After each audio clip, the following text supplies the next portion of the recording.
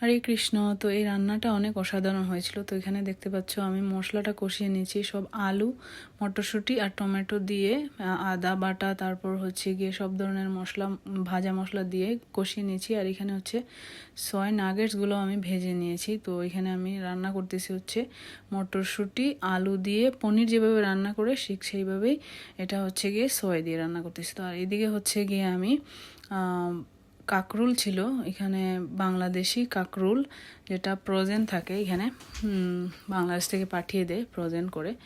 তো এখানে আমি কাকরুলগুলো ভেজে নিচ্ছি। আর এখানে আমি হচ্ছে গিয়ে সয়টা দিয়ে দিলাম তরকারিতে, যেহেতু আলুটা সিদ্ধ হয়ে গেছে সব।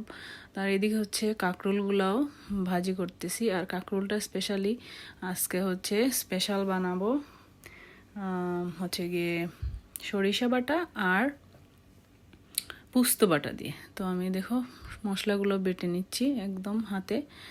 তো মশলা বাটা যদিও আমরা মিক্সারে করি, কিন্তু হাতে বাটা কিন্তু অনেক টেস্টি হয় বেশি। তো এই যে দেখো আমি মশলাটাও দিয়ে দিলাম আর ভোগটা লাগিয়ে দিলাম ভগবানের। এখানে শসা, অন্ন আর হচ্ছে জল আর সয় নাগেটসের একটা মটরশুঁটি আলু টমেটো দিয়ে তরকারি, আর হচ্ছে গিয়ে কাকরুল ভাজি। হরে কৃষ্ণ।